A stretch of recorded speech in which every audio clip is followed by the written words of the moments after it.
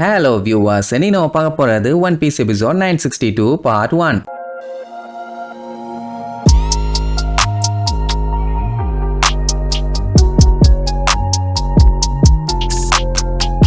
Open பண்ணா போன பாட்டுல நம்ம ஓடனு மிச்சவங்க எல்லாத்தையுமே அப்படியே அலேக்கா சாப்பிட வச்சுட்டு அவரு மட்டும் தனியா சண்டைக்கு வந்துட்டாரு பாத்தீங்களா. ஏன்னா அவங்களுக்கு எதுவும் ஆயிடக்கூடாதுன்னு பயம். கூட இருக்கவங்க மேல கேர் பண்றாரு. ஏன்னா எல்லாருமே அவ்வளவு பில்டப் பண்ணிருக்காங்கல்ல. கடைசியில அவங்களும் சாகரேன்னு வந்துட்டு இருக்காங்க. இங்க நம்மால கேட் எல்லாம் ஒட்டச்சுக்கிட்டு உள்ள வந்தா ஒவ்வொருத்தனும் தண்டிக்கு இருக்கானுங்க. அதுவும் அவனுங்க கையில வச்சிருக்க கத்திய பாத்தீங்கன்னா இந்த ஊர்ல இருந்து பக்கத்து ஊர் வரைக்கும் இருக்குது. எப்படி சாணம் முடிப்பானுங்க. சரி, இங்க நம்மால உள்ள என்டர் ஆகும் போது அவரோட பேரை ஓடன் எல்லாம் சொல்ல மாட்டாரு. என்னைய ஊரை விட்டு நாடு கடத்திட்டாங்க, அதனால எனக்கு பேரெல்லாம் கிடையாது பாரா. பின்னாடிதான் அசுரா டோஜி நின்னுட்டு இருப்பான். என்ன கண்ணா வழி மாறி வந்துட்ட போல, யாராச்சும் எங்க ஏரியாக்குள்ள வந்துட்டாங்கன்னா அவங்கள கொல்லாம விட மாட்டோம். மெயினா சாமுராய்க்கெல்லாம் தண்டனை வேற லெவல்ல இருக்கும். என்ன சாக தயாரா அப்படின்னு உடனே ஓடனுக்கு கடுப்பாயிருச்சு. என்னடா இந்த இடத்த இவ்வளவு கட்டுப்பாடா வச்சிருக்கீங்க, எவனாச்சும் அப்படி இருந்தா வாழ முடியுமா அப்படி இப்படின்னு கத்துவாரா. மகனே, நீ ஏன் இந்த இடத்த விட்டு உயிரோட வெளியே போறது இல்ல, என்ன காமெடி பண்ணிட்டு இருக்கியாமா. பாவம் மனுஷன் பேண்டு கூட இல்லாம வந்திருக்காரு. அதை பார்த்து கூட அவனுக்கு கருணை இல்ல பாருங்க. ஏரியா விட்டு வெளியில போறதாண்டா என்னோட ஃபேவரட் ரூல் பாரா. அவன் பார்த்துட்டு இந்த ஏரியா விட்டு வெளியில போக கூடாது, அதுதான் என்னோட ரூல் அப்படின்னு சொல்லிட்டு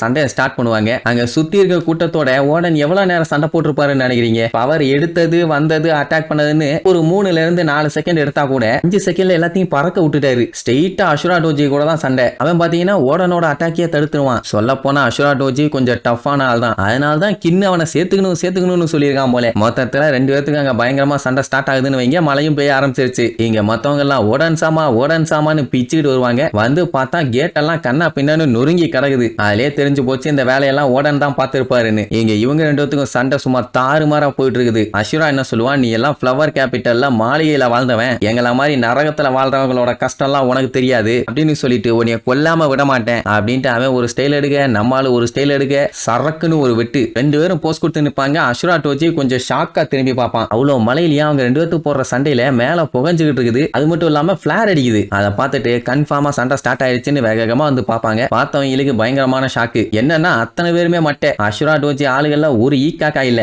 ஏன் அசுரா டோஜியே இல்ல, அவன் கவுந்து கிடப்பான். அவன் மேல ஏறி உட்கார்ந்துட்டு இருப்பாரு. 1-2 அம்பு கையில காலன்னு பாஞ்சிருச்சு. பட் அதெல்லாம் மனுஷன் பெருசா எடுத்துக்கிறது இல்ல. அப்ப அசுரா டோஜி பாத்தீங்கன்னா நீ கொன்றுங்க, ஃபியூச்சர் எப்படி இருக்கும்னு எனக்கு தெரியும், எனக்கு வாழ்றதுல சுத்தமா இன்ட்ரெஸ்ட் இல்லாம. அவனை பார்த்து சுத்தி இருக்கவங்க எல்லாம் பதறுவாங்க. ஏன்னா இவனை பத்தி அவங்க எல்லாம் கேள்விப்பட்ட வரைக்கும் இவன் ரொம்ப ரொம்ப பயங்கரமான ஆளு. அதனால ஓடன் என்ன சொல்லிடுவாரு, நான் உங்க எல்லாத்துக்கும் ஹெல்ப் பண்றேன், அதுவும் உங்களோட கிங்கா இருந்துன்னு சொல்லி அந்த இடத்த ரூல் பண்ண முடிவு பண்ணிட்டாரு. ஓடனோட அப்பா கிட்ட வளைச்சு ஓடனை பத்தி சொல்லிட்டு இருந்தானே, அவன் ஒரு பேப்பரை தூக்கிட்டு அடிச்சு புடிச்சு அவரை போய் மீட் பண்ணுவான். இந்த டைம் அவன் என்னடா பண்ணி தொலைஞ்சான்னு கேட்கும் போது மேட்ரை சொல்லுவான். மனுஷன் பயங்கரமா ஷாக் ஆயிருவாரு. ஊர் மக்கள் எல்லாத்துக்குமே சந்தோஷம் தாங்க முடியல. அந்த சட்ட திட்டங்கள் இல்லாத அந்த குறிய ஓடன் டேக் டவுன் பண்ணிட்டாரான்னு. அதுவும் பாத்தீங்கன்னா போட்டோவோட நியூஸ் வந்திருக்கும். அந்த இடத்த ஒரு நரகம் பாங்க. ஏன்னா எல்லா இடமும் கண்ணா பின்னான்னு செதறி நாரி கேவலமா இருக்கும். பட் ஓடன் என்ன பண்ணிட்டாரு, அவனுக்கு கொலைன்னு பண்ற எனர்ஜியை நல்ல விஷயத்துக்காண்டி யூஸ் பண்ணாரு. அதாவது அவங்களுக்கு தேவையான வசதிகள் எல்லாத்தையுமே அவங்களே செஞ்சுக்கிற மாதிரி, யாருக்கிட்டையும் போய் சண்டை போட வேண்டாம், திருட வேண்டாம், எதுவும் பண்ண வேண்டாம். சாப்பாடு வேணும்னா அவங்களே விவசாயம் பண்ணிக்குவாங்க. இப்படி நரகமா இருந்த இடத்த சொர்க்கமா மாத்தின உடனே ஓடனோட அப்பா அவரை மன்னிச்சு அந்த குறியோட டைமியோவா அவரை மாத்திட்டாரு. எந்த நியூஸும் ஊரு பூரா பரவுது. அத்தனை பேத்துக்குமே செம ஹாப்பி. மொத்தத்துல அந்த ஆளு நல்ல விஷயத்த கொஞ்சம் நக்கலா பண்றாரு, அவ்வளவுதான். டைமியோவா மாத்தின உடனே அவருக்கும் சந்தோஷம். எல்லாம் ஒரே ஆட்டம் பாட்டம் கொண்டாட்டம் தான் போங்க. மொத்த நாடுமே அவரை தலையில தூக்கி வச்சு கொண்டாட ஆரம்பிச்சிட்டாங்க. அப்ப அந்த அசுரா டோஜி பாத்தீங்கன்னா வெளியில அப்படியே சோகமா வேடிக்கை பார்த்துட்டு இருப்பான். ஏன்டா என்ன மேட்டர்னு கேட்டா, இந்த மாதிரி இந்த இடத்த நான் இதுக்கு முன்னாடி பார்த்ததே இல்லை அப்படின்னு எல்லாரும் சந்தோஷப்படுறத பார்த்து இவனும் சந்தோஷப்பட்டுட்டு ஆனந்த கண்ணீர்ல என்னத்தையோ சொல்ல வருவான். வாயிலேயே ஒரு மிதி தெரிச்சிருவான். உடனே கடுப்பாகி கொய்யால ஏமலையா கைய வச்சா நான் அட்டாக் பண்ண போவானா, எல்லாம் வந்து தடுத்துக்குவாங்க. அவரு கண்டுக்கிற மாதிரி இல்ல. ஓடனுக்கு பாத்தீங்கன்னா ஓவர் சென்டிமெண்ட் எல்லாம் ஆகாது. அந்த டைம் அவர் என்ன சொல்லுவாருன்னா, டைமியோன்னா அவங்களுக்கு அடிமைகள் தேவை, அதுக்கு சில பல பிரில்லியன்டான ஆளுங்க அவங்க இவங்கன்னு சொல்லி அசைன் பண்ணுவாங்க. அதுக்கு பதிலா நீங்க என்னோட சாம்ராய்ஸ் ஆயிருங்கன்னு சொல்லுவாரு. அது அவங்க எல்லாத்துக்கும் இன்னும் ஹாப்பி ஆயிரும். அவ்வளவுதான். மொத்த பேரும் ஆனந்த கண்ணீர்ல ஓடனை போட்டு ஒரு வழி பண்ணிடுவாங்க.